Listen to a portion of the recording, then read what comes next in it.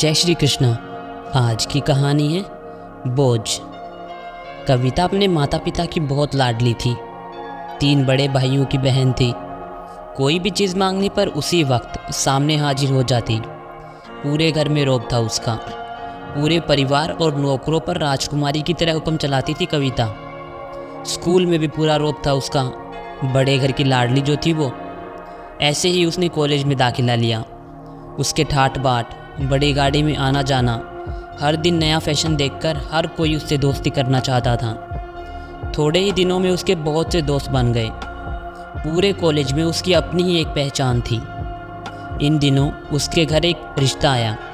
खानदानी लोग थे और पापा की पुरानी जान पहचान थी उनके साथ। कविता के साथ कोई ज़बरदस्ती नहीं थी, पर कविता ने फिर भी हाँ कर दी, क्योंकि वो अपने परिवार से बहुत प्यार करती थी। वो जानती थी कि वो लोग उसका अच्छा ही सोचेंगे। लड़के का नाम राज था। राज काफ़ी पढ़ा लिखा और समझदार लड़का था। ससुराल वाले भी बहुत अच्छे थे। ससुराल में कविता की जगह वैसी ही थी जैसी कि मायके में।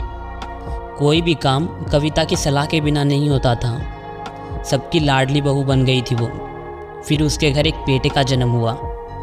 बेटे का नाम राहुल था। राहुल कविता को जान से प्यारा था। पोता पाकर ससुराल वाले तो फूले नहीं समा रहे थे। कविता कभी कभी सोचती कि उसकी किस्मत कितनी अच्छी है। उसका हर अपना उसे कितना प्यार करता है। चाहे जीवन में कैसा भी समय आए, मेरे अपने हमेशा मेरे साथ हैं। मैं कभी अकेली नहीं हो सकती। कितनी खुशकिस्मत हूँ मैं। पर शायद कविता की खुशियों को उसकी अपनी ही नज़र लग गई थी। एक दिन वो मायके जाने की जिद कर बैठी। राज को बहुत काम था, लेकिन फिर भी वो उसे उसके मायके ले गया। रास्ते में उनकी गाड़ी अन्य गाड़ी से टकरा गई। कविता, राज और राहुल बुरी तरह से जख्मी हो गए। काफ़ी दिनों के इलाज के बाद राज और राहुल तो ठीक हो गए, लेकिन कविता पूरी तरह से ठीक ना हो सकी। सर पर चोट लगने के कारण वो अपनी आंखों की रोशनी खो बैठी। अब कविता की किस्मत जैसे उल्टे पांव चलने लगी। मायके वाले कुछ दिनों तक उससे मिलने आते रहे। फिर कभी कभार फ़ोन ही करके पूछ लेते कि अब कैसी हो। धीरे धीरे ये सिलसिला भी कम हो गया। ससुराल वालों की सहानुभूति भी कम होने लगी।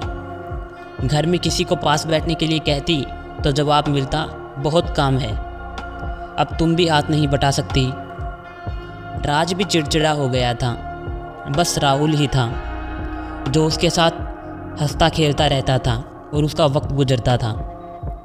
एक दिन कविता के हाथ से कुछ सामान गिर गया, जिसकी वजह से राहुल को हल्की सी चोट लग गई। कविता के सास ससुर ने राहुल को उससे अलग कर दिया कि कहीं उसके ना देखने की वजह से बच्चे को कोई नुकसान ना पहुंच जाए। कविता अंदर से टूट चुकी थी। एक दिन उसने सबके सामने मायके जाने की इच्छा रखी तो राज तुरंत ही उसे मायके छोड़ आया, जैसे कि वो भी यही चाहता था। लेकिन राहुल को उसके साथ नहीं भेजा गया। कविता कभी राहुल से दूर नहीं रही थी, पर अपनी कमी के कारण उसे ज़्यादा बहस नहीं की। कविता को लगा कि वो 3-4 दिन मायके में रहेगी तो थोड़ा हवा पानी बदल जाएगा, क्योंकि वो कितने दिनों से कहीं भी बाहर नहीं गई थी। घर वाले भी इतने दिनों बाद उसे देखकर कितने खुश होंगे। कविता के घर पहुंचने पर सब लोग बहुत खुश हुए। खाने में सब कुछ कविता की पसंद का ही बना था। उसने अपने मम्मी पापा और भाई भाभीयों से दिल खोलकर बातें की। उनके छोटे छोटे बच्चे भी बुआ के साथ घुल मिल गए थे। रात को सोने के वक्त जब वो कपड़े बदलने लगी तो उसे पता चला कि उसका बैग तो बहुत भरा हुआ था। वो सब समझ गई। वो बहुत उदास हो गई। कुछ दिनों तक तो सब ठीक रहा, फिर जैसे सब बदलने लगा। सबका व्यवहार बदल रहा था। वो लोग जैसे थक चुके थे उससे। सब लोग घुमा फिराकर पूछने लगे कि राज कब आ रहा है उसे ले जाने। वो बहाना बना देती, जबकि वो जानती थी कि उस घर में अब उसके लिए कोई जगह नहीं है। कविता से चलते वक्त कुछ ना कुछ नुकसान हो जाता था। थोड़ी बहुत टोका टोकी उसे सुनाई देती थी, लेकिन वो टाल देती थी। एक दिन उसके हाथ से लगकर एक कीमती फूलदान टूट गया। छोटी भाभी ने बहुत हंगामा मचाया। कविता के माता पिता रोज रोज के झमेलों से तंग आ गए थे। उन्होंने राज को खुद से फ़ोन कर दिया। राज कविता को अपने घर ले आया। कविता को अपने परिवार वालों से ये उम्मीद ना थी कि जिस कविता के कहे बिना घर में एक पत्ता भी नहीं हिलता था, उस घर के लिए वो अब बोझ बन चुकी थी।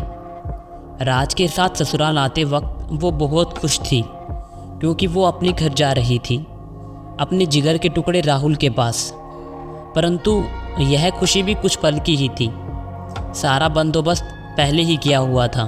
कविता को सीधे ऊपर वाले कमरे में पहुंचा दिया गया। राहुल से दूर रहने की सख्त चेतावनी दी गई। एक कामवाली लता को उसकी जिम्मेदारी सौंपी गई, जो उसके खाने पहनने जैसी ज़रूरतों का ध्यान रखती थी। कविता ज़्यादातर चुप ही रहती थी।